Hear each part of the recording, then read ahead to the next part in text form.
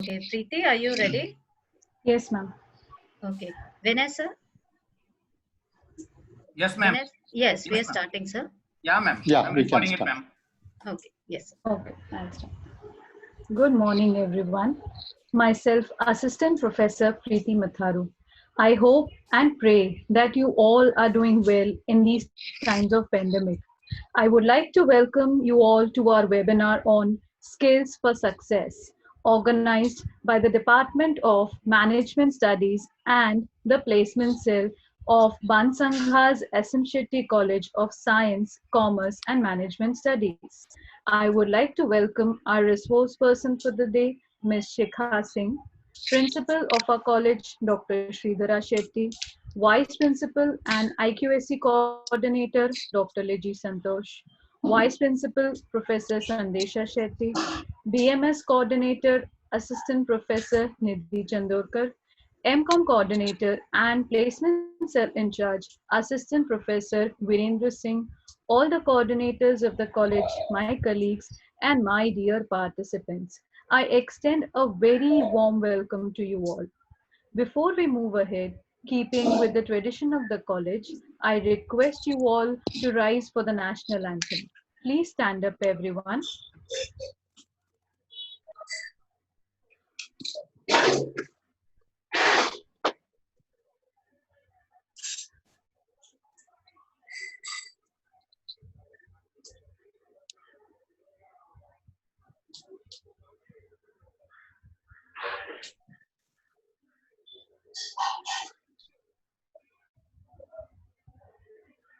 जनगण मन अधिनायक जय हे भारत भाग्य विधाता पंजाब सिंध गुजरात मराठा द्राविड उत्कल बंगा विंध्य हिमाचल यमुना गंगा उच्चल जलधि तरंगा तव शुभ नामे जागे तव शुभ आशीष मांगे गाहे तव जय गाथा जनगण मंगलदायक जय हे भारत भाग्य विधाता जय हे जय हे जय हे जय जय जय जय हे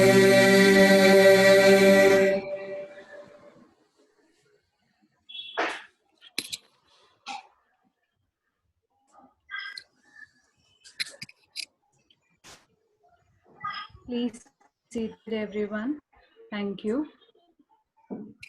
Our today's webinar is on Skills for Success, Understanding Skill Requirements for Successful Corporate Career. It is often said that if you want to be successful, then you should follow your passion. But only following passion is not sufficient. One would also have to acquire certain skill sets to excel in their career. Skills boost your performance and also often determines how people perceive you. Before we proceed further, I would request Assistant Professor Steffi Salve to give a brief introduction about the college and the departments. Steffi, ma'am? Thank you, Preeti ma'am. Am I audible? Yes, ma'am. Good morning to one and all present here. I take this opportunity to share with you all some proud moments of the college. Bansanga's SM Shetty College of Science, Commerce and Management Studies, Powai was established in the year 2008 by Bansanga, Mumbai, and it is managed by Powai Education Committee.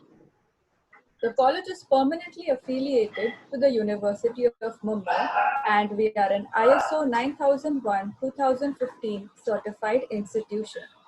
We offer 6 undergraduate courses, which are BCom, BCom with Banking and Insurance, BCom with Accountancy and Finance, BMS, BSc IT, and BAMMC.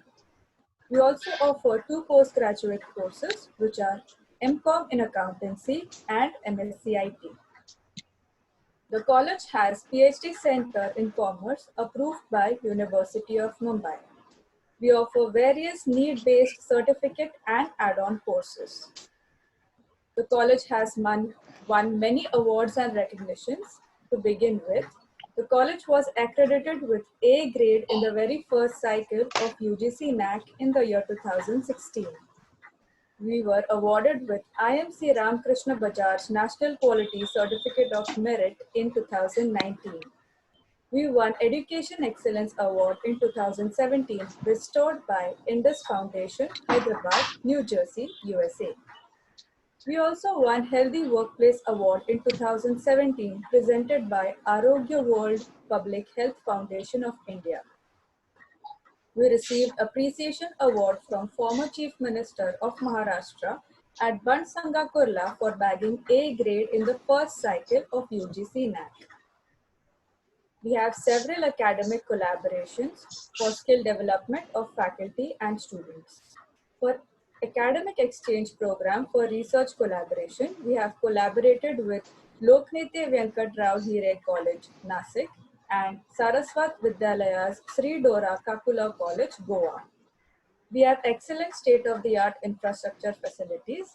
It comprises of 4 well-equipped IT labs, a library that has rich repository of online and offline learning resources, and 35 ICT-enabled AC classrooms. This webinar is jointly organized by the Department of Management Studies and Placement Cell of our college.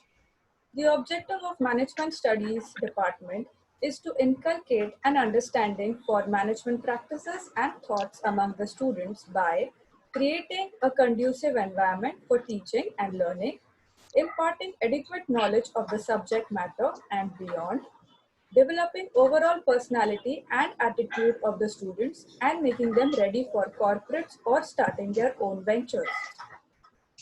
The department conducts activities for skill development and holistic development of students, such as the no-show, guest lectures by experts, add-on courses, field trips, and many more.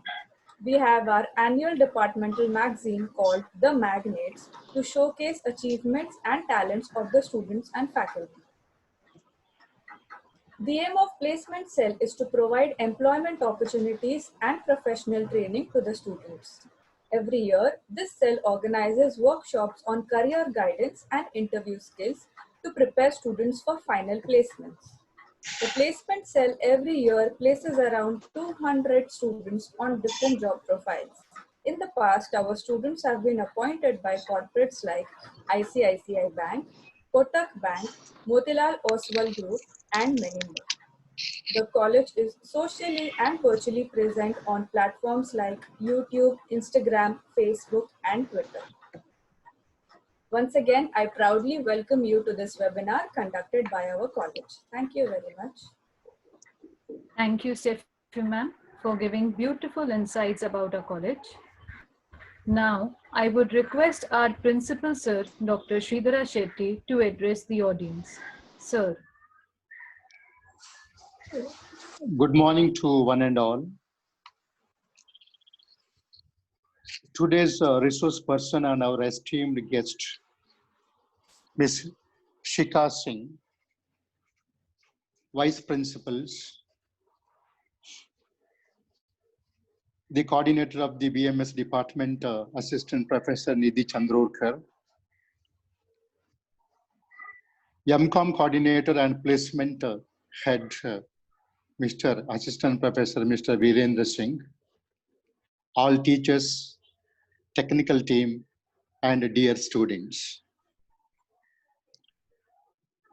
Skill development has become a buzzword today almost in all the universities and colleges on the academic corridors of India.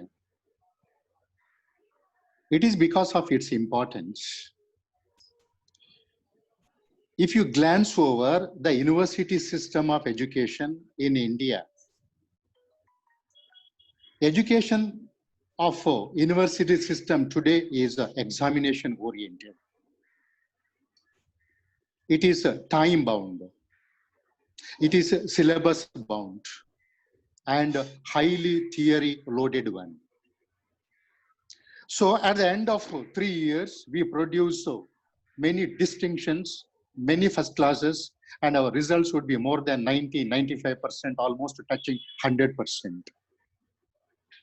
But the point to be noted here is that we are making them the perfect theoreticians. They are lacking the practical knowledge.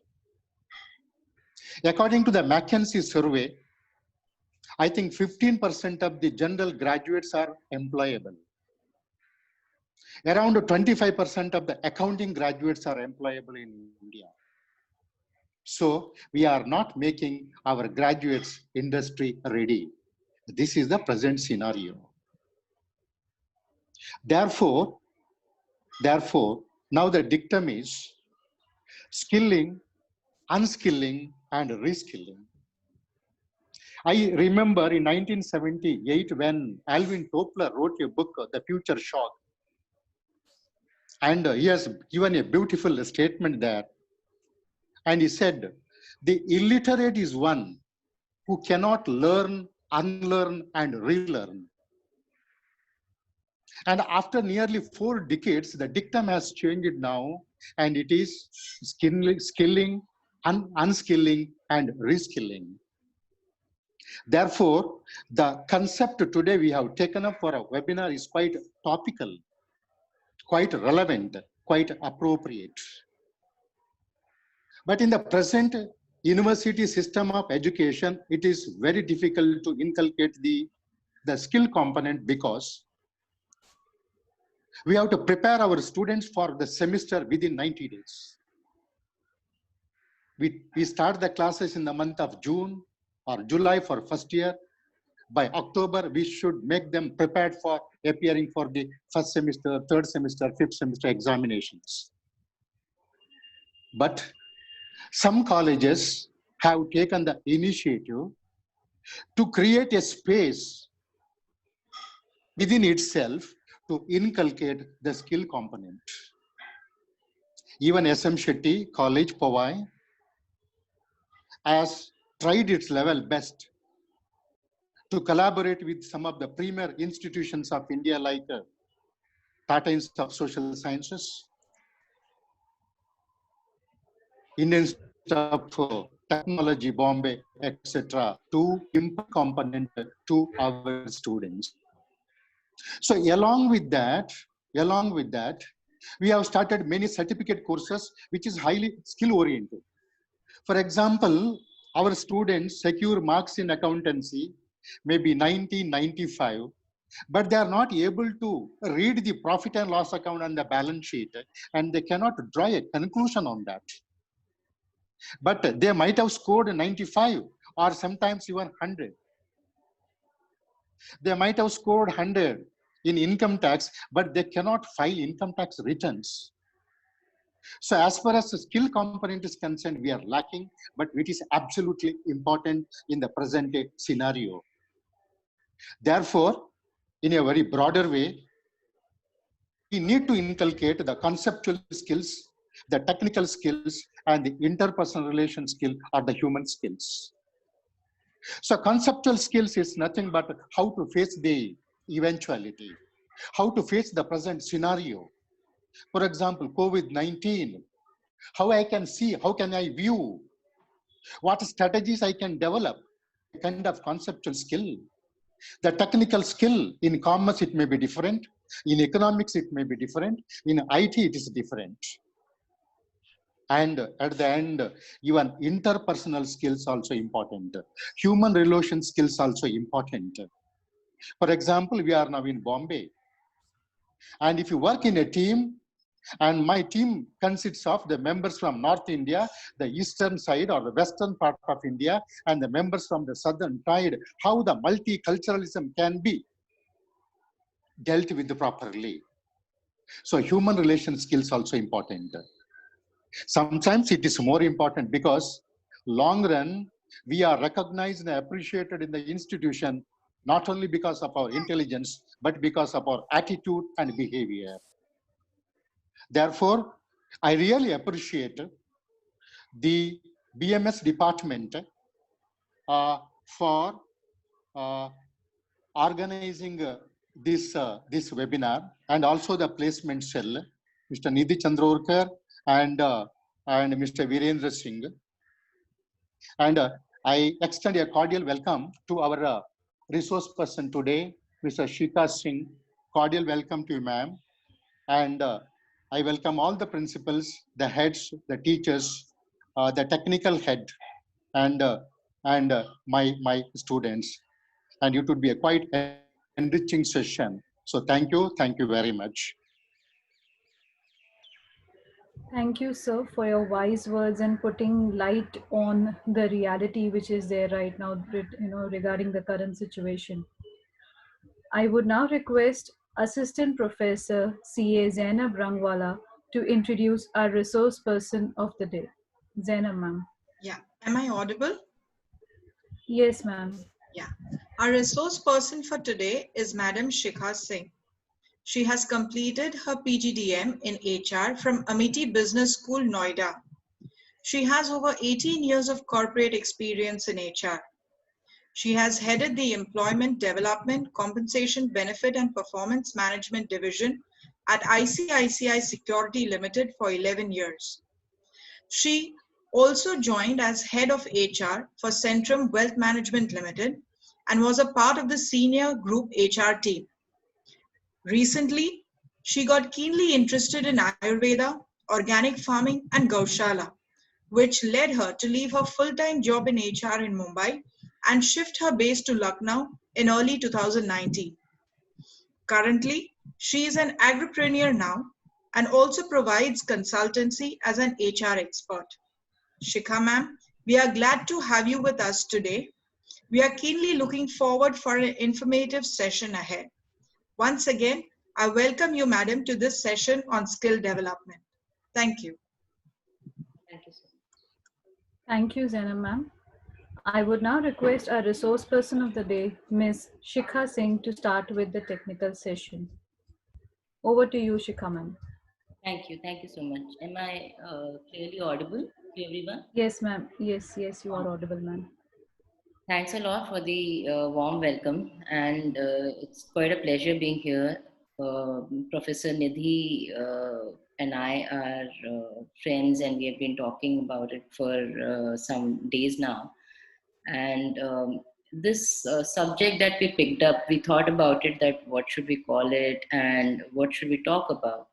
So this subject we picked up, the thought process behind it was the same line that Shetty just spoke about, that whilst we equip our generation, next generation, on technical skills, and they are extremely meritorious in the subjects that they are studying. But when it comes to out in the world, when you are in the corporate or whichever, even if you become an entrepreneur, when you're dealing with people, there are skills which goes beyond your accounting skills or your technical skills or your mathematics. You're dealing with emotions, you're dealing with people, and hence there are certain other kind of skills which is called as behavioral skills, which is required for succeeding in any kind of field. You may choose to join politics tomorrow, you may choose to become an entrepreneur yourself, or you may choose to become senior leaders in corporates. Any field that you choose, we are not free electrons. We are living in a society, we are working with people, and hence it's very, very important to have those behavioral skills. Now, many people think that behavioral skills is something which is more innate. It comes from within, someone has it or someone doesn't have it.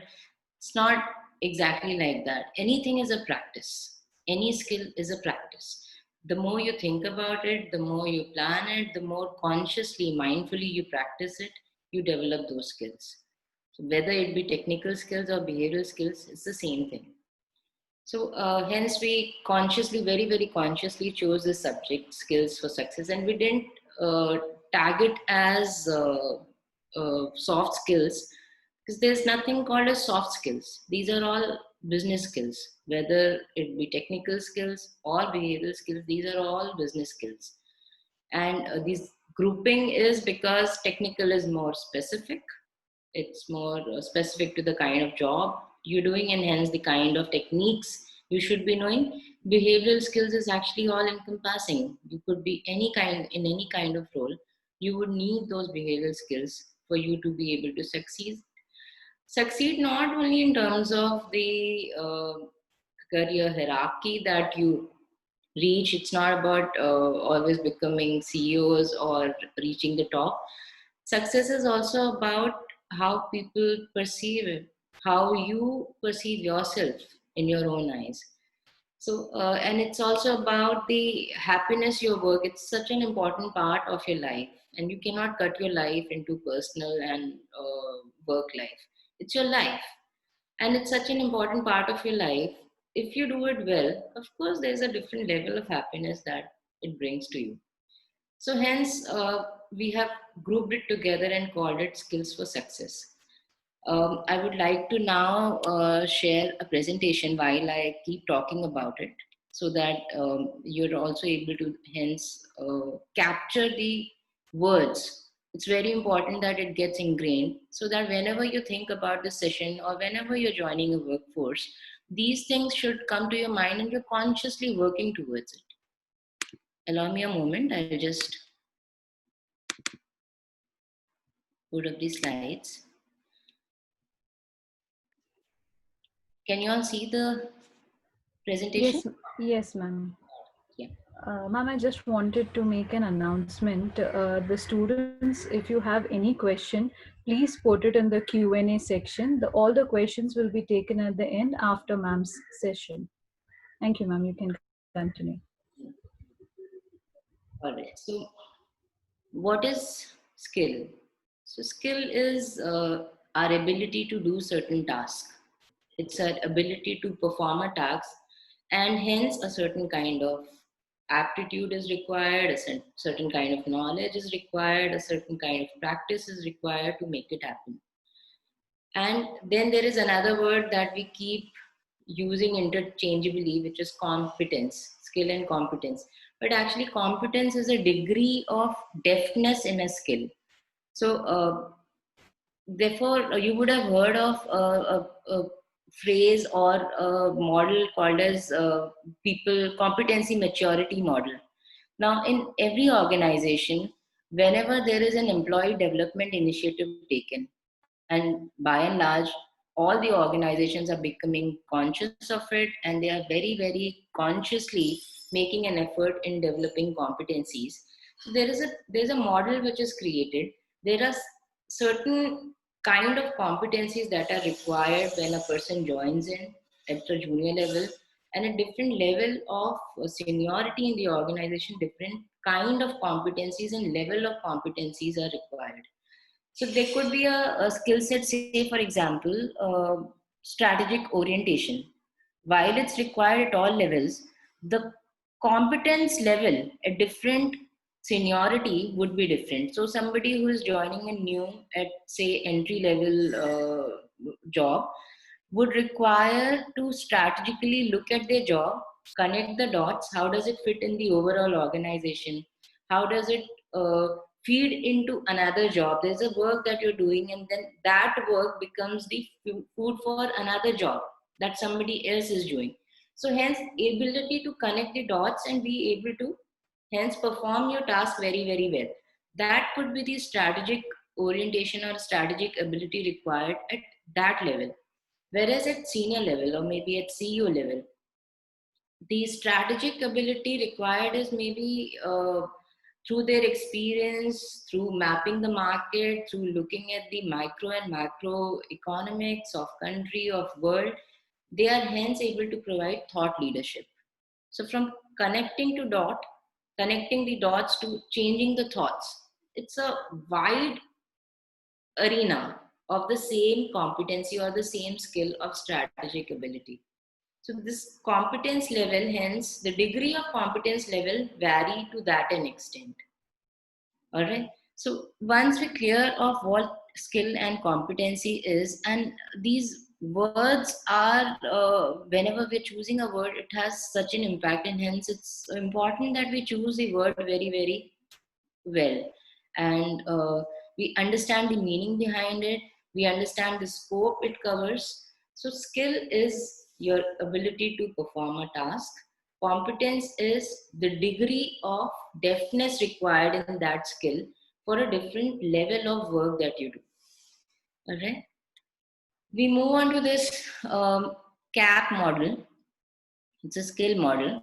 So skill is a combination of these three things. First thing is you should have aptitude or affinity towards a certain task.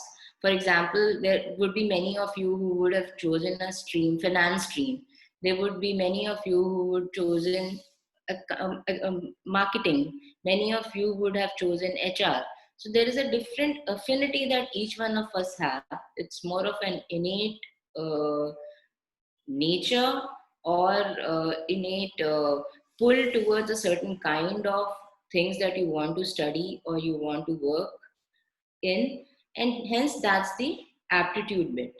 Once you have an aptitude towards something, then obviously there is a greater push or a pull to know more and more about it. You want to gather as much content about that thing because you are keenly interested in that work. For example, if you choose accounting, you've chosen accounting or chosen finance because you have an aptitude towards it. And because you have an aptitude towards it, you obviously want to know more and more about it. The new accounting standards, how does it, the various things link, all those things you would want to study further and further. For example, when I chose HR, there was obviously a greater affinity towards HR. In the first year, we studied everything. In second year, there wasn't a specialization. So I chose HR because I had an affinity towards that subject. Now, in HR, again, there is a wide scope. In our college or in our campus or the course that we are undergoing, it's limited by the course content or what is required from that particular course. But the scope is so large, and if you have affinity towards it, you will keep exploring. And fortunately, in the world that we live in, we have internet, we have access to so much of information. Information is no longer a difficulty anymore. So there is so much of a resource available on internet. You can reach out to people. There is better connectivity. You can connect with anyone across world and gather more and more information, more and more knowledge about it. Once you have knowledge and aptitude, unless and until you practice it, it doesn't become a skill. So you have to hence utilize the knowledge that you have gathered. There is, of course, affinity towards that job, so there is willingness to do that thing. And once you start practicing it, then you understand the nuances to it. So whilst a certain concept may be very interesting to read, like Dr. Shetty said that 95% of people score in accounting, but when it comes to reading P&L statement and making sense out of it, many students may actually falter unless they keep doing it, unless they keep practicing it. And hence, once they start doing it, it becomes a skill. So the more and more you practice the knowledge that you have gained, the more willingness that you have towards doing that job, the more skilled you become. So this is the entire CAP skill model, which I would urge everyone to basically capture it in your mind. And whenever you look at developing certain kind of skills, look at whether you're doing enough of everything or not. There would be parts of, like in HR, there are many streams. There is Comp and Ben, there is learning and development, there is recruitment. I may have affinity towards Comp and Ben or say employee development, but may not have so much of an affinity towards recruitment. Hence, choose the areas, see what you're liking, what is your natural liking towards what kind of job. For that, you have to explore every aspect of that particular stream that you have chosen. So explore, don't hesitate, explore everything, and then choose what is it that you're liking, gain more and more knowledge about it, practice it often. The more you practice it, you understand whether those concepts and how are different concepts linked to each other. How is it playing out in the real world when you're dealing with people? How does those concepts Like there are models on how adults learn. So when we start practicing it, when I was heading employee development and assessment and compensation and benefits at ICICI Securities, they were in the area of employee development. There were certain learning models that we were using. So those concepts, the initial phase was getting to know those concepts, creating a framework around it. But till we started deploying it and actually using it when we were doing interventions on employee development, till then we didn't understand how will it play out. It really play out in the ground. So when we started using those models along with their job related learning modules that we created, when we started deploying it, when we started training people on it, then we realized this is how different concepts are linked with each other. We made modifications to it, and gradually, hence, our interventions became much better. And how do we got to know whether the interventions are really helping us? That the gestation period of someone's success in the organization decreased. Earlier, the salespeople, the new joinees that we took from campuses, we used to hire about 1,500 people every year from different campuses. So their gestation period from the initial years, which used to take about a year, has gradually over 3 years' time, we reduced it to 6 months. That was a huge, huge success that we saw in the kind of learning interventions that we did. And that was only through practice that we gained that insight and we were able to hence bring it alive. So it's important to keep practicing it and hence fine tuning your own models. Everyone is capable and everyone is unique, and hence your model your individual skill model may alter from somebody else's because you're unique, because there are certain kind of unique abilities that you're bringing to the table, and hence always align to the uniqueness, your own USPs. Fine tune it, think consciously about it, fine tune it, and come up with your own skill model. All right. Now, like I said it in the beginning, that there is nothing which is outside of business skills. So there is nothing called as that these roles are soft skills, are roles where you require soft skills, and these are the roles where you require technical skills. Every job has combination of both these business skills, which is your technical skills and your behavioral skills. So technical skills, for example, say if you join marketing or sales and marketing department in an organization, there are varied, so to say, specializations in it. Within the organization itself, there are varied departments under sales and marketing. So there is, even under marketing, there are bifurcations. So there is a branding team, there is digital marketing team, there is an acquisition team, then separately there is a product management team, there is a client servicing team, there is a sales team. There are different kind of teams within the same sales and marketing department. Now, technical skills required for each of these areas would be very, very different. There's a different kind of technical skill you require for digital marketing. There's a different kind of skill that you require, technical skill you require for branding. There's a different kind of selling skills you require if you're in sales. So different kind of technical skills are required for different kind of jobs within the same department. But behavioral skills is something which is all encompassing, because in whatever role you are, you're dealing with people. Your clients are people. Okay. So hence, when you're dealing with people, behavioral skills would remain the same. So this is overall, business skills is a convergence of both technical skills and behavioral skills. The two things come together, that makes your business skill, and that helps you succeed in an organization. So whilst technical skills is more specific, is more job related or a stream related, and everyone at the juncture that you are studying it in the courses that you would be undergoing. There would be certain kind of technical skills when you join a workforce you will have to learn, because there will be different kind of techniques being used in every organization. There would be different kind of softwares being used, and hence those technical skills you learn when you join the organization, which generally most organizations really take care of. It's always the behavioral skills where many organizations falter.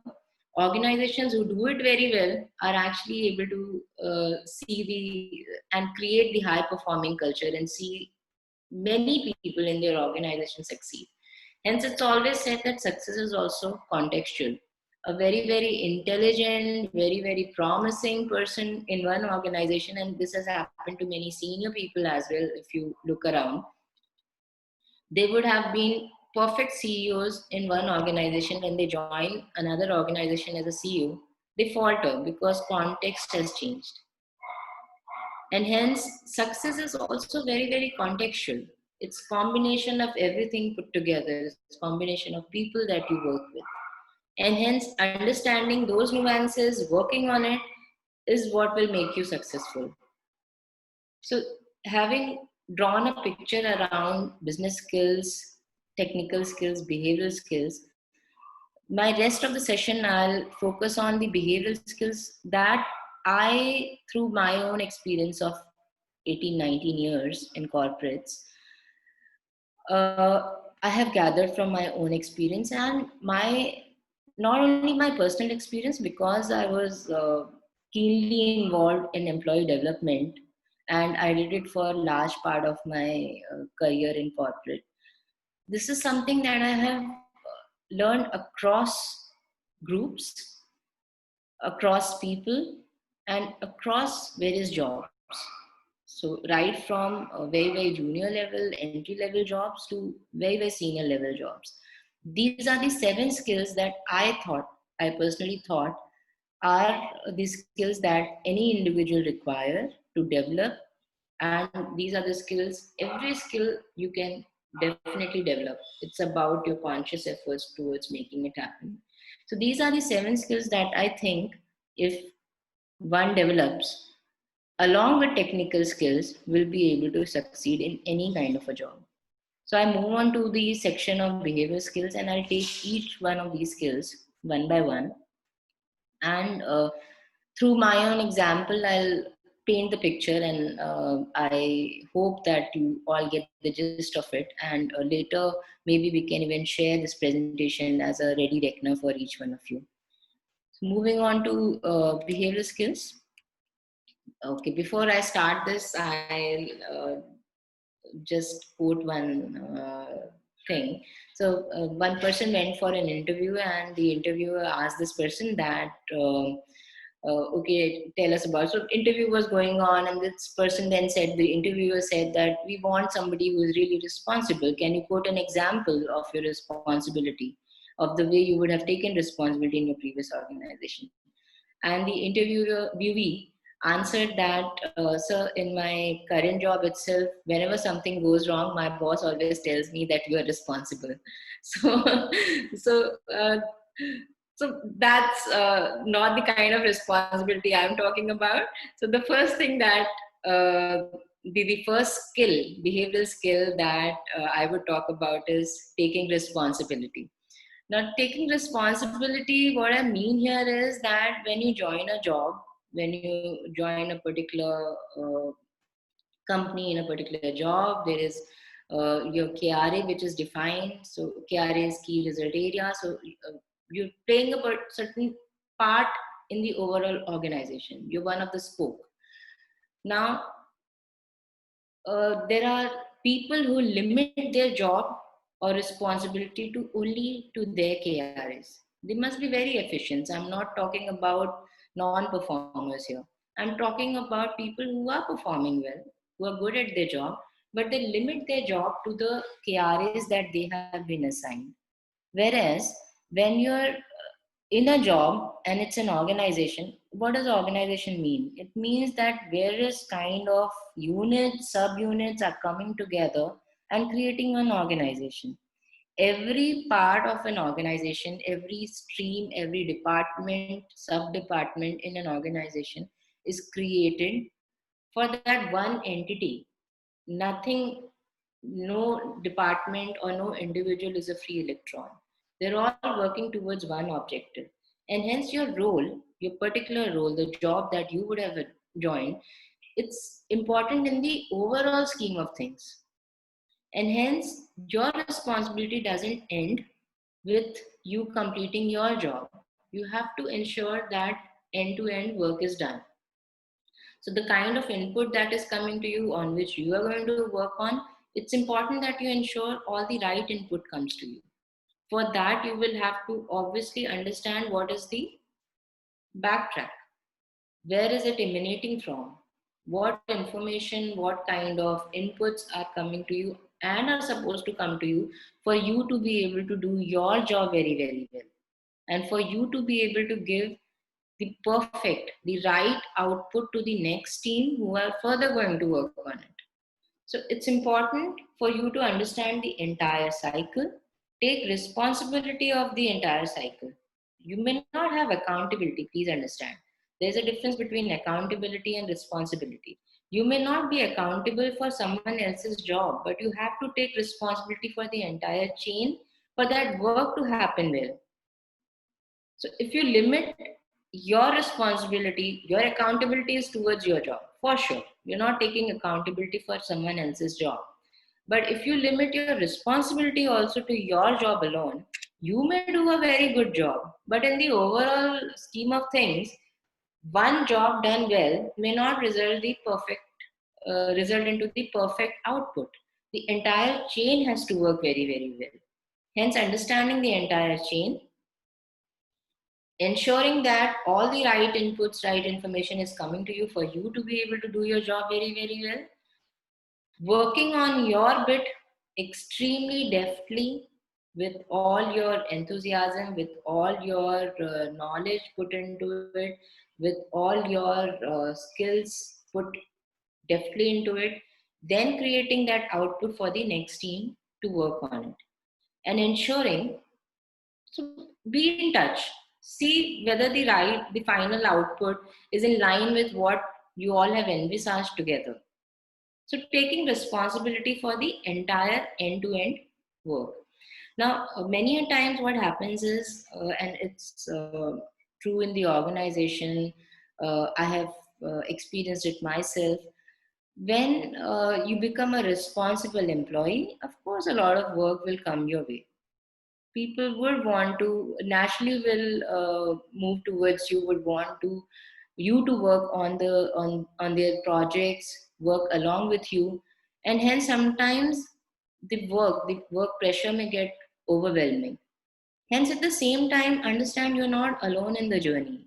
It's an organization. There are many people who are working on the same thing, and hence have at the same time ability to utilize resources very, very well.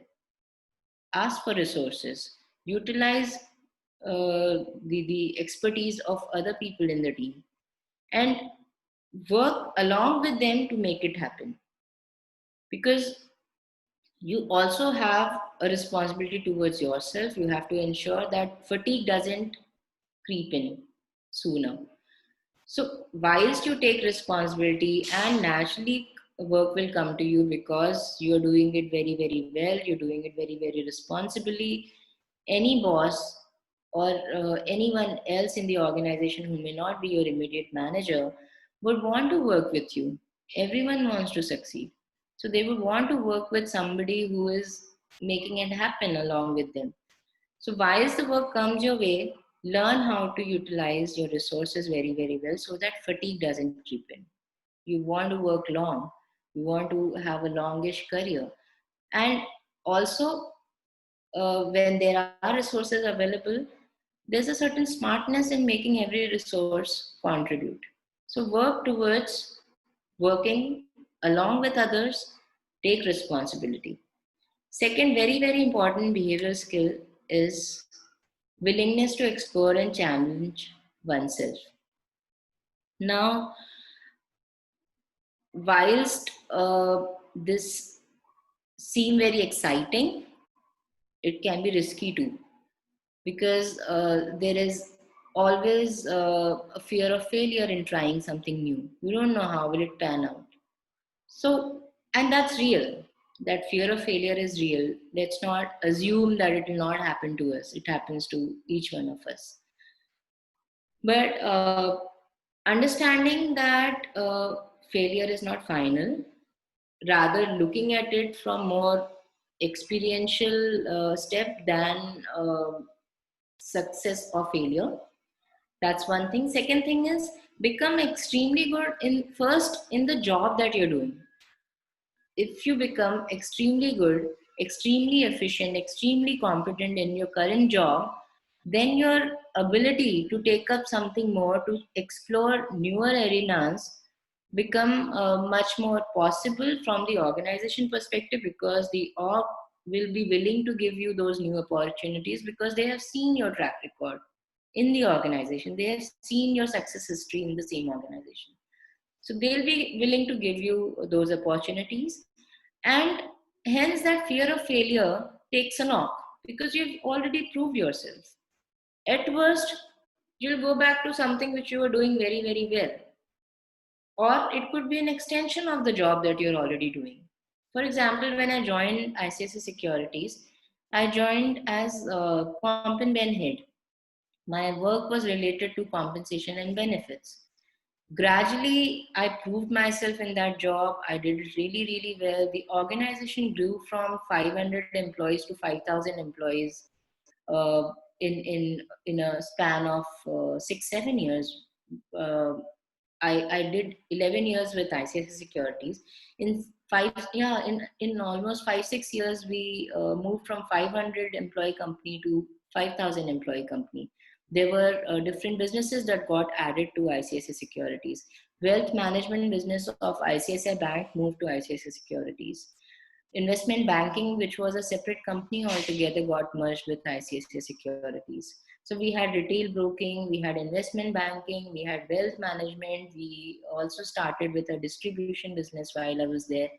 So all these businesses got added to ICICI Securities, and hence scope of our work, every individual who was there since beginning, scope of each one of our work has really expanded, and it required different kind of technical skills for different kind of businesses that got added to the organization.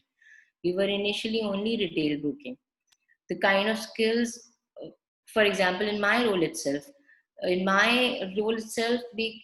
I limit it only to compensation and benefits, the kind of comp structuring required for investment banking professionals was very different from the kind of comp structuring required for retail broking. So different kind of technical skills were required for different kind of businesses. Now, whilst I started with employee compensation and benefits, because I did it so well and because I took responsibility of end-to-end work, gradually in about 7 years, I was managing employee development, I was managing employee assessment, I was managing employee comp and ben, and I was also heading business HR for certain businesses. I was heading business HR for wealth management business. I was heading business HR for corporate teams. I was heading business HR for premier business, which is for your mass affluent clients. So these things came to me because I did my first job, initial job, very, very well, and people had confidence in me. And that's how my scope of work really expanded, and fear of failure really went down because people knew me. There was a certain kind of respect and faith in my abilities, and hence I was able to do all the additional things with much more confidence. It's not like every initiative that I took in whatever roles got added to me was a success. there were certain things that didn't work well. So we altered it. We immediately altered it. And hence, gradually, by the time when I left ICICI Securities, I was one of the senior most professional HR professional in the organization. In fact, many of the roles which didn't directly report into me, but they were everything was routed through me. I was in the reckoning for becoming head of HR of ICICI Securities. So that's been my journey, and hence I will implore all of you to explore things, but first get deft at the first thing that you're doing. Become an expert, expand your horizon, become an expert further, expand your horizon, and that's how you keep enhancing your scope. Moving on to the third thing, this is really, really important, which I just talked about as well. Seeing the big picture or bird's eye view. So don't limit your scope or your view on the job that you are doing alone. Have the overall picture. Hard work is important, but hard work in a blinded manner, that you have been given a certain work and just you're doing it very, very meticulously, that will lead to a good result, but may not lead to a great result. You need to understand the entire chain, and hence a certain task, then in the chain, whatever task you're performing, you'll be able to improvise then because you know the chain. Maybe the way or manner in which the entire team is approaching the entire work may need some change because the context has changed. Something was working in past, some processes were working in the past because of certain technology development or whatever. There could be multiple other things, or the kind of clients you're catering to must have changed. It requires a certain change in the process that you will only be able to do if you know the entire chain, if you have the bird's eye view on the entire thing and how does your work contribute to the entire thing. And hence those improvisations are required for you to be able to change with the context and be able to do your work even more efficiently, even more effectively. And hence understanding the difference between being good and being great. So whilst you may do your particular job in a way, am I good? Am I audible? Yeah. Some disturbance. Okay. Yes, ma'am, you're audible, ma'am. All right. Yeah. So yeah. So understanding the difference between being good and being good. Yeah. So if you do your task very, very well, you're good at it. But if you understand the entire chain of it, able to improvise in the work that you're doing, you'll become great at it. Moving on to the next thing, which is linked to the previous thing, that understand the context in which you're working. Now, many a times it's a similar situation, but one action in one situation may be the right thing to do, may not be the right thing to do in another situation, although the situation may be looking quite similar. You hence need to understand the context. For example, I'll give you a very latest example. Now, because of this pandemic, obviously most organizations are under stress. In any organization, it's a commercial organization, and hence there has always been a practice of exiting non-performers after a certain period of time. A lot of efforts have been taken in improving their performance, inputs have gone to them. They have been given all kind of support required for them to be able to do their job well. But after a certain point of time, if they're not able to still come up the curve, you exit those non-performers from the organization. So it's a generic practice that exists in any commercial organization. Now, because of this pandemic, what has happened is that organizations' ability to pay has also come down because revenue isn't coming in to the extent that it was coming in the past.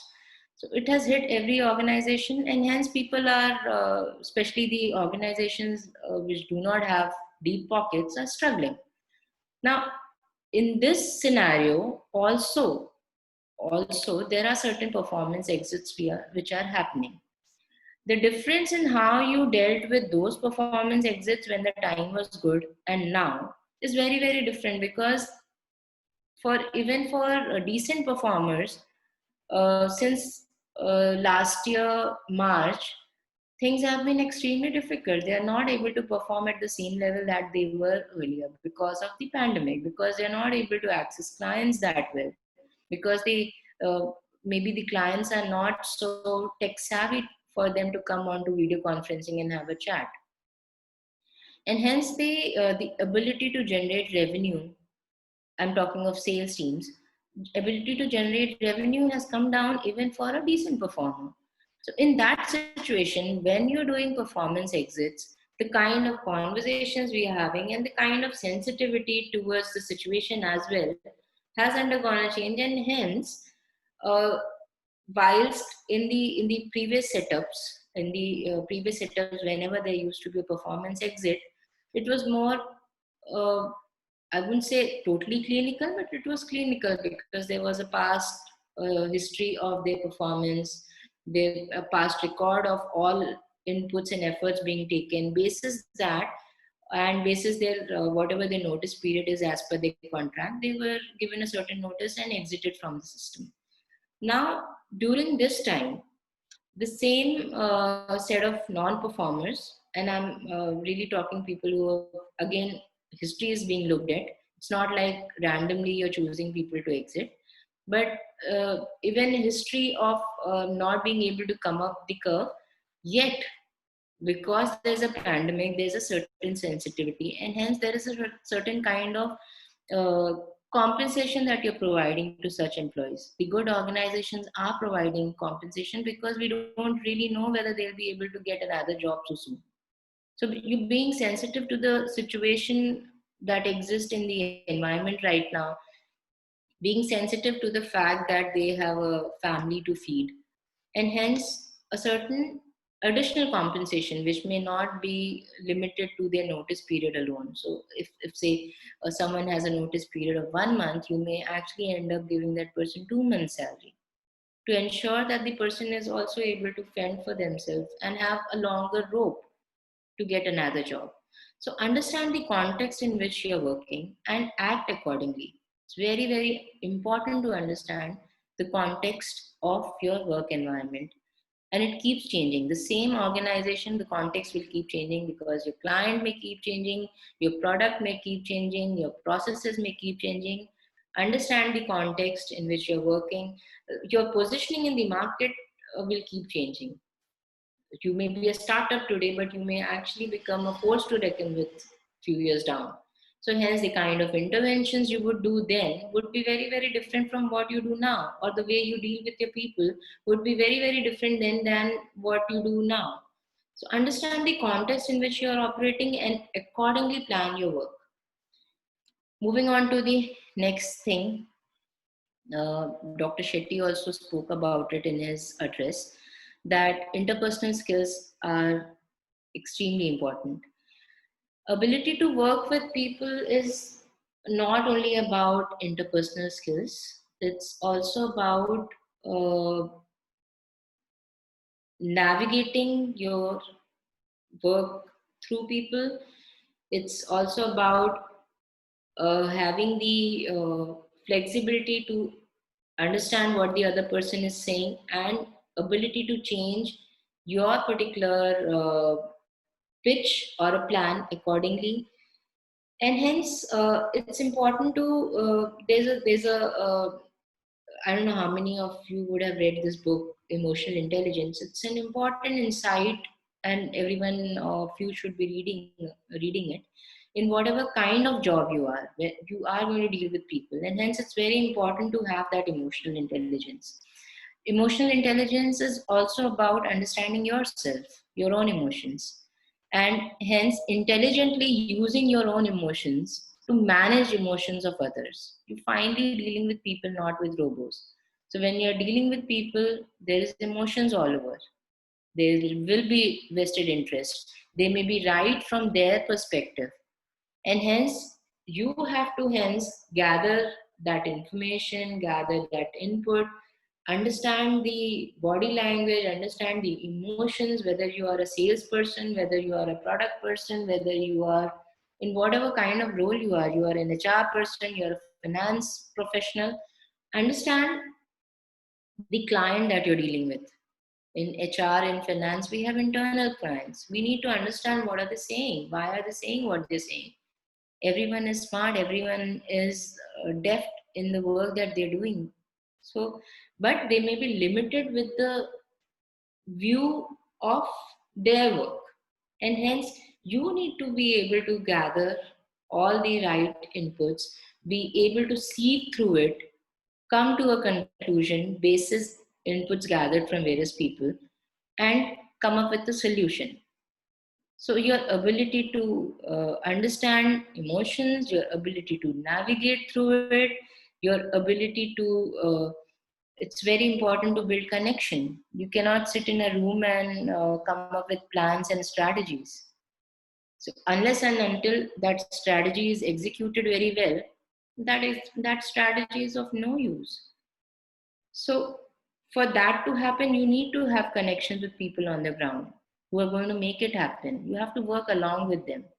There'll be changes required to the plan or the strategy that you would have made as you move along. The strategy, nuances of the strategy will undergo a change. So don't get so emotionally involved with the plan that you have made that you're not willing to make any changes to it.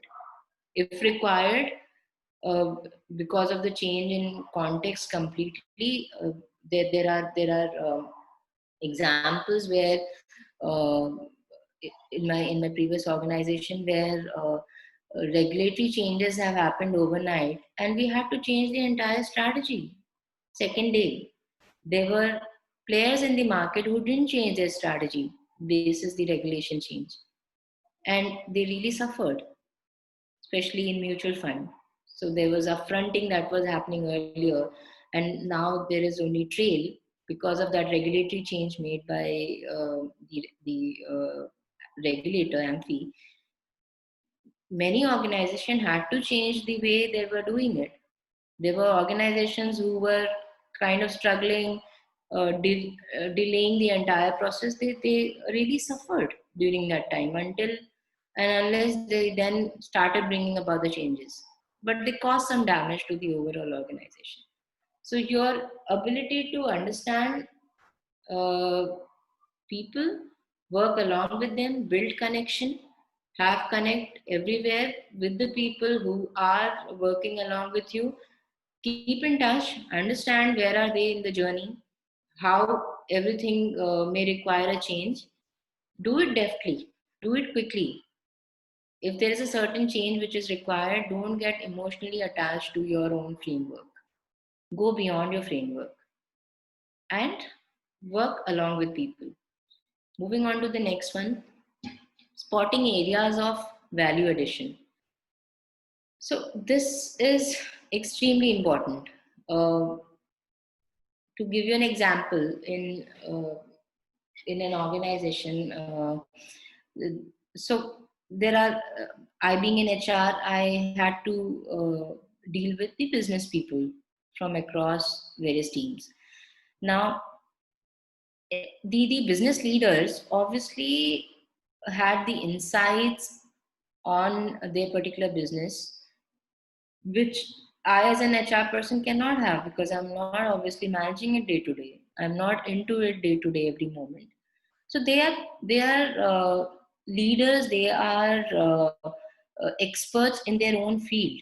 Now, for me to be able to add value in their area, I need to understand from the perspective of the ability that I have, the role that I do, and hence having a dialogue with them in particular to those areas. For example, development initiatives required for their sales teams to be able to manage a certain kind of clients which may have undergone a change.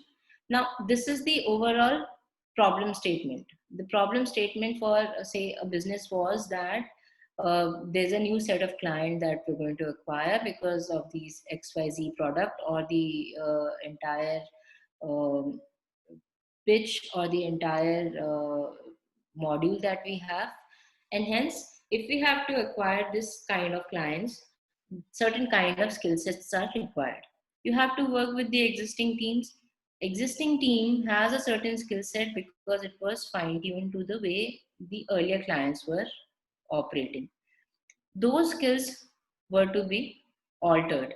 A new skills were to be learned. So there was an unlearning process and relearning process that had to happen. Now, for that entire thing to happen, my ability as a trainer, my ability as a facilitator, my ability as a development professional came in. So then I worked along with these business teams and created a module which was a combination of both technical skills and behavioral skills. And we delivered those, we created a longish module wherein we were checking in with them every week on how are they progressing with the real clients. We were doing mock sessions. A lot of deeply involved interventions were done for making that change to happen. So spot the area of value addition. You may not be an expert in the technical field of that particular business or that particular area, but you have a certain expertise in an organization. Bring that expertise in. Understand, keep thinking about what your client wants. Where is the client struggling? Wherever the client is struggling, is there something that I have as a resource which I can then deploy and make it happen for the client? So keep thinking about it, keep spotting the areas of value addition and work on it. And the last one is art of storytelling. Now, this is extremely important. There are movies with a great storyline but not told very well, and they become a flop. And then there are stories which are not very intense, or content wise may not be that great, but it appeals to the masses. So it's the way you tell a story which is compelling. Now, of course, when in an organization, it's not entertainment, and hence you're dealing with real people, their money, their expenses, and hence the content has to be in place. You need to have the knowledge about the subject that you're talking about, or the plan or the project that you're making. So gather a lot of content, but there is always a context in which the content is put. So understanding that context again, putting in the content, the right content to it, and then creating the right picture which appeals to the other person, and hence understanding the emotional aspect or the inclination of the client, whoever be the client. It could be internal clients, external clients.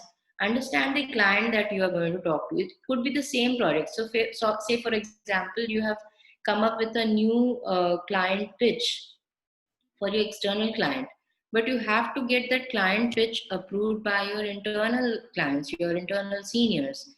And hence your pitch to the internal seniors would be very different from what you finally take to the client, the pitch that you take to the client. When you are getting it approved by your internal seniors, the client pitch that you are presenting to them has to be in the context of organization, that how is organization going to benefit out of that pitch. When you're taking it to the client, then you're taking it to the client with the perspective of how client is going to benefit out of that entire thing. So the same thing, when the audience is different, you're going to present it differently. So create that sketch. Your ability to have a compelling story, your ability to influence, your ability to making someone understand something is your problem. It's not the understanding problem of the other person. It's about how are you presenting it and how are you explaining it. So hence art of storytelling is extremely important in any kind of job that you're doing, because you are finally going to take your output to somebody. It's not limited to yourself. It's not for your consumption alone. So when you're taking it to somebody else, for them also to see your dream, you will have to be able to paint that dream very, very well.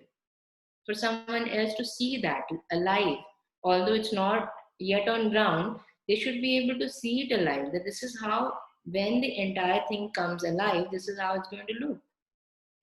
So these are the 7 skills that, like I said, out of my own experience, which has got me success, which has got success to many people around me, I thought would be a great anchor for all of you to be able to think about it.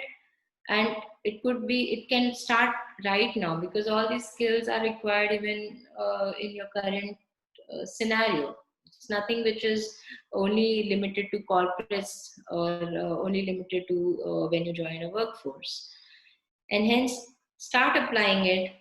The more you apply it, like I said, the more you practice a certain thing, the more skillful, the more competent you become in that skill. So this we share with you. You keep, in fact, do one thing. Because it's fresh in everyone's memory. Once we are off this session, take 10 minutes and look at your current work with itself, the area in which you're studying, and apply these things. Maybe the projects that you do together, apply these things and see how it helps. Or it will also throw up the areas where you may be faltering. So apply it, note it down, and the more you note it down, the more you diarize it, the better you will be able to hence understand the sequence, understand where you are doing well, where you're faltering, which areas you need to work more on, and hence be able to consciously become more skillful in these behavioral skills. So yeah, this is what I have to share with all of you, and I really hope that this session will be helpful to each one of you. And I wish everyone success. Sooner you all will be a part of the workforce. And with you joining the workforce, there is a great promise that you bring to each organization, whichever organization that freshers join in. Because the organizations are used to working in a certain manner, a fresh mind, a fresh thought always brings in something new to the organization. So you play a very, very important role. So understand that. Understand your responsibility to be the catalyst in whatever role, at whatever level you're joining in. So work towards it, work along with these skills, along with the technical skills, both put together, the business skills. And I'm 100% sure with your kind of brain and your kind of aptitude, all of you will be a great success. Thank you so much. And thanks for having me here. It was great. And I can take up any questions, any specific questions. Thank you so much, ma'am, for this wonderful session highlighting the various skills, behavioral skills that are required. I am sure students must have gained a lot attending this session. I would now request Assistant Professor Ashish Navik to take up the questions posted by the students, by the participants. Thank you, Preeti ma'am. The first question is how to identify if one has interest in HR or marketing, and how aptitude will help for it. How to identify which area you have an interest in. Yes, the specialization. Specialization. Okay. So one thing is, of course, when you're studying it, you would know your natural affinity towards a certain subject. So like I quoted my example as well. When I was studying in the first year, we had all the subjects, but I saw that I have a natural affinity towards behavioral sciences. So that's what I chose in the second year. So, and That's one way, of course. Second thing is the projects that you do with organizations whilst in the first year itself, or your summer training. That's where when you join an organization and you work there, and you make it a point to chat with people around. These are the people who have experience in corporate. So chat with people, understand from them why are they doing what they're doing, why did they do something. Learn from others' experience as well, and that's how you'll be able to hence choose the area that you want to further specialize in. What was the other part of the question? Yeah. Second one is, how will aptitude help for it? How will aptitude help you choose? Yes. Okay, so see, there is a certain uh, natural inclination towards a certain kind of job. Okay, so like for example, there are some people who are extremely comfortable talking to anyone, and then there are people who are introverts. Now, that natural abilities or your natural inclinations, if you take up something which is in line with your natural inclinations, there will be less stress in the work that you do. So you may choose any kind of job and you may be able to do it very, very successfully, but there'll be there'll be a certain kind of conflict which gets created within yourself. You may still be extremely successful, but it'll cause stress to you because that's not your natural ability. That's not your natural inclination. For example, some people are extremely good at thinking in the mathematical abilities. So they are extremely comfortable with working on Excels with large data, but some other may not be. So if you choose a job where a lot of modeling is required, when you do not have natural affinity towards mathematical models, say you become an investment banker, you will have some kind of a stress generated within you. You may be extremely successful in that job because you're really putting in a lot of effort, but it cause you some fatigue. So either then you start deploying resources that you will be able to do once you become a little senior. You have an associate who does those modeling for you. So you have then create a plan for yourself so that you don't have to do that particular thing for long. Whilst you always wanted to become an investment banker and you chose that field, you choose that field. But identify the areas where you do not have a natural affinity and create resources around it. Okay, thank you, ma'am. Another question: how to manage KAP model? How to manage KAP model? So first thing is aptitude. Okay, so once you have chosen the area that you are naturally interested in, uh, keep gathering information, keep talking to experts in that field, connect with a lot of people in that field, and gather the information, gather their inputs on that area, uh, gain as much knowledge.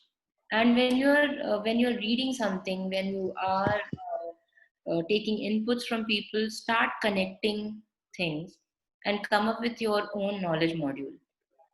Okay, so it's important. It's not only important to gather content, it's important to even be able to look through the content, create your own model around it, and create your own understanding around it by taking a lot of inputs from all over the place.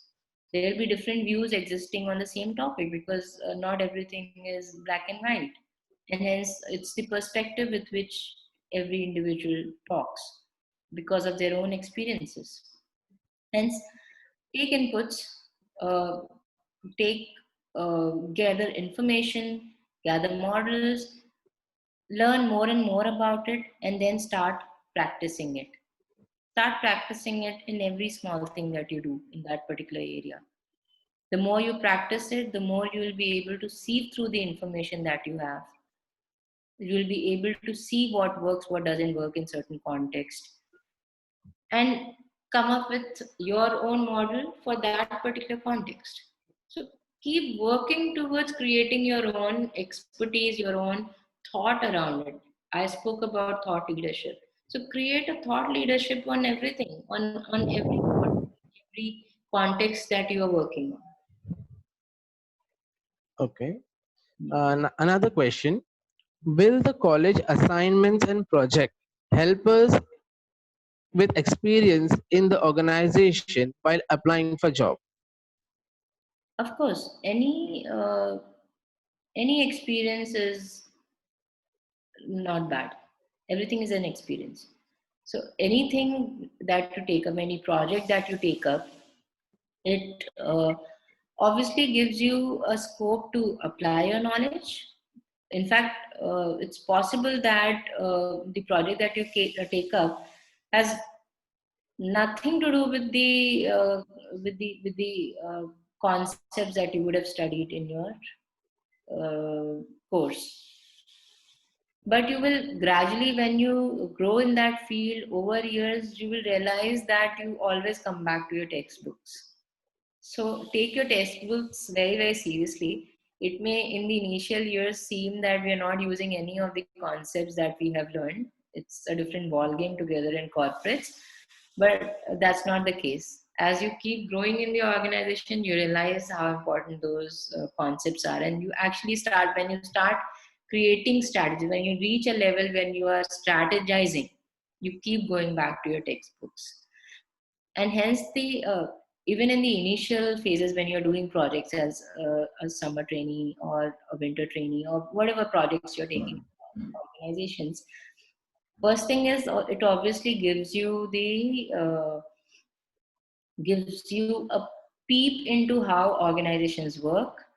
Be very, very cognizant, be very, very mindful when you're working somewhere, when you're doing these projects.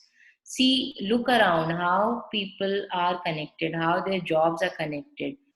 Look around and see who are the people in the organization that the team reveres, the team respects. Try and connect with those people and understand how do they do their job, or just observe them. You learn a lot.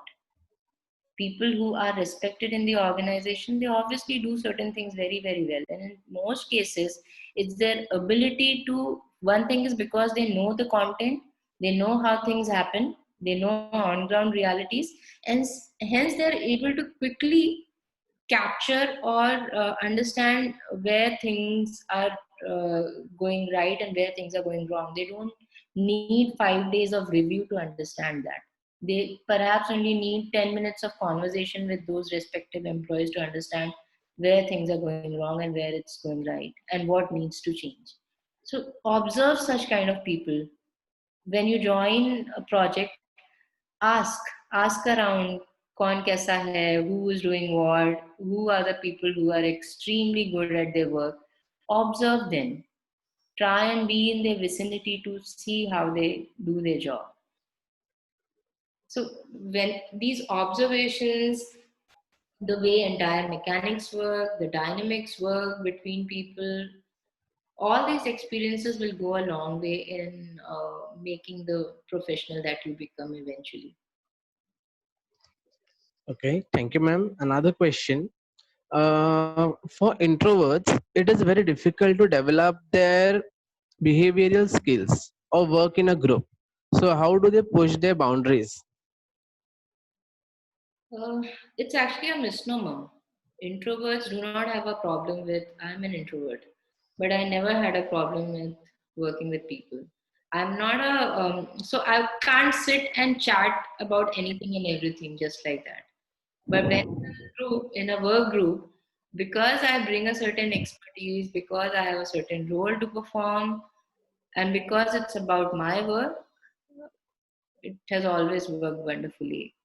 So it's absolutely a misconception that introverts cannot.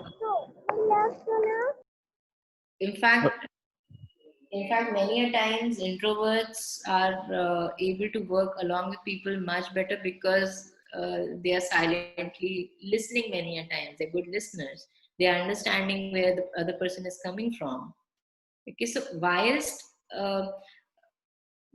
introvert doesn't mean somebody who is inhibiting or someone who is hesitant.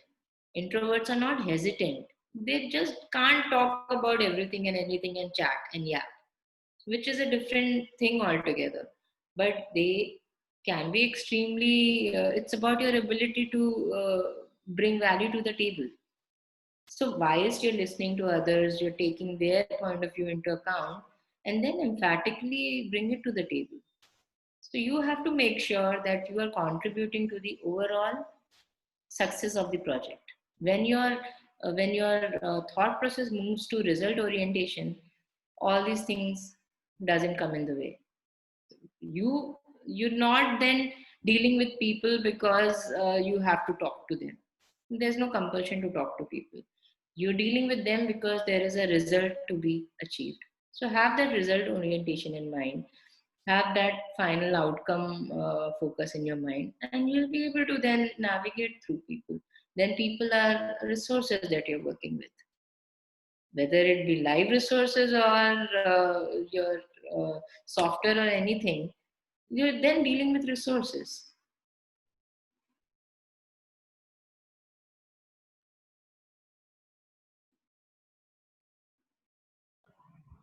Any other question? Yes, ma'am. I will take up. I think Ashish said there may be some network issue. So I'll just take up the questions. Yeah. Looking at the current scenario, it seems everything will be going digital. Will behavioral skill be really important in the coming years? Or Yes. people should starting investing more time and efforts in technical skills from now on?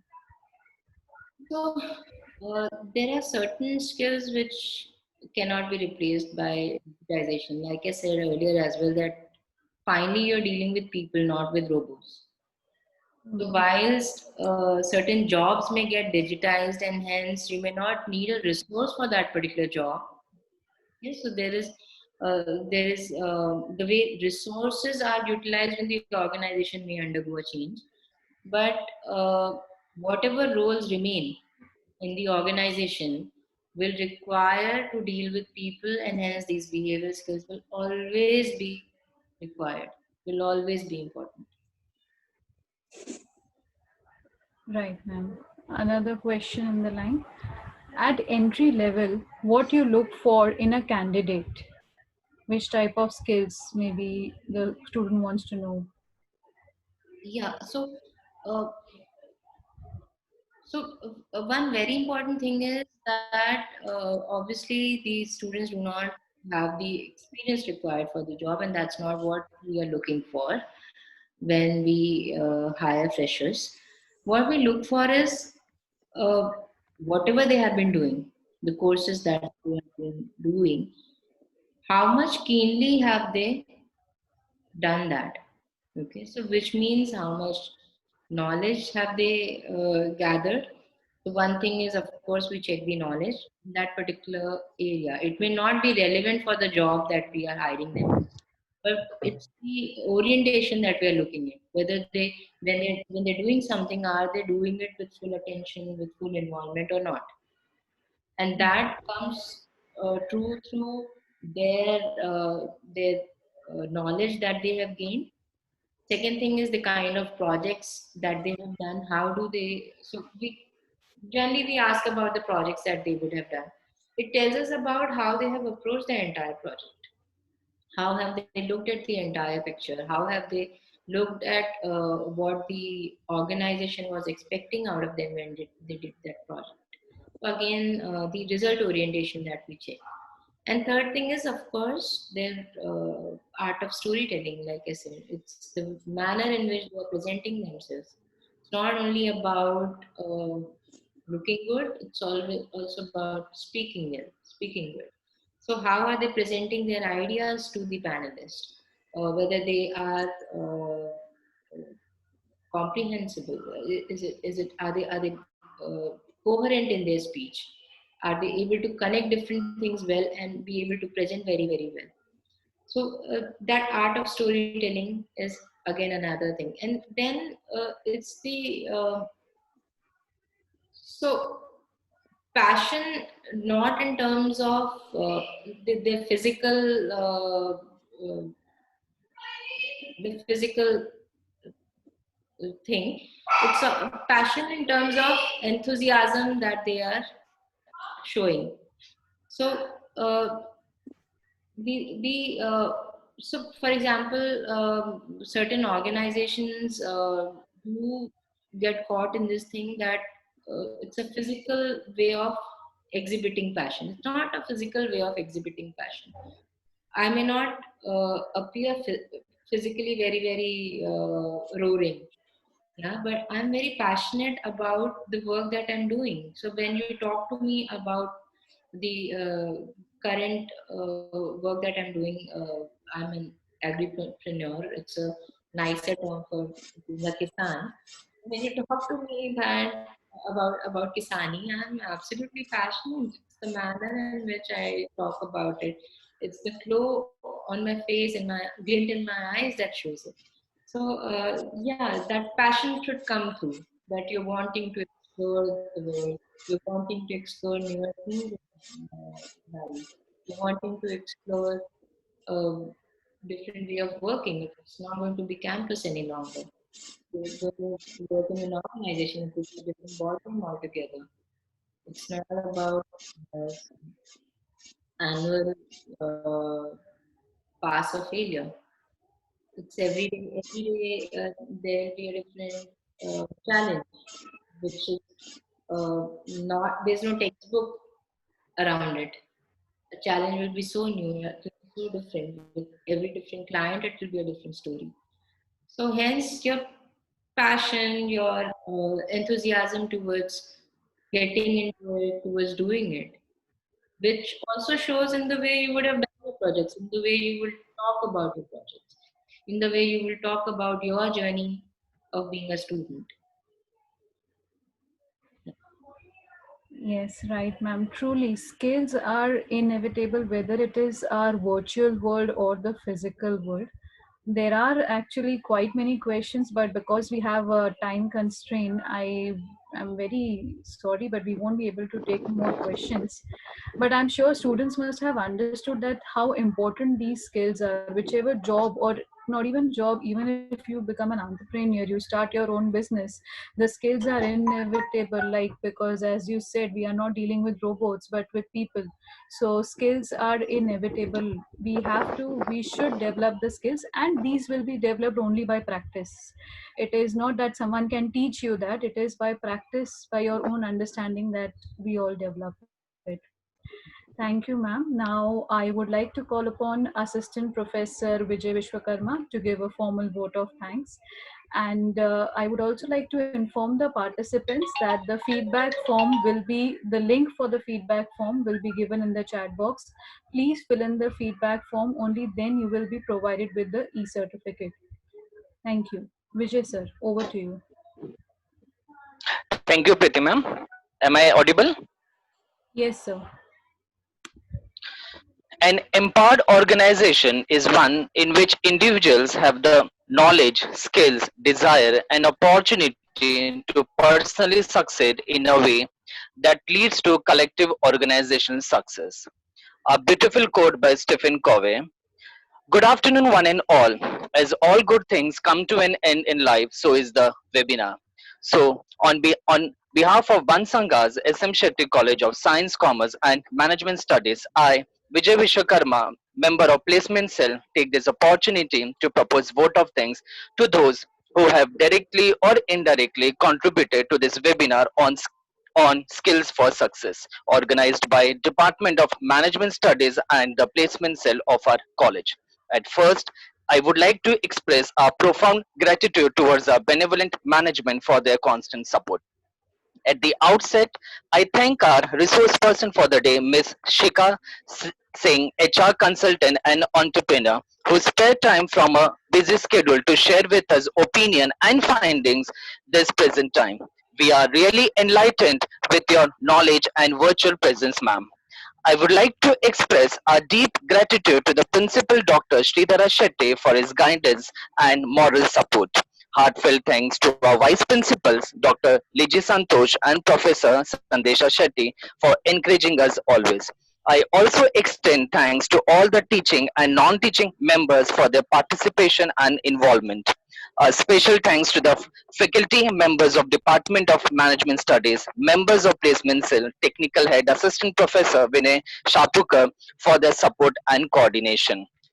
I mention my deep sense of appreciation and would place on record my hearty thanks to all the students because of whom we made this webinar possible.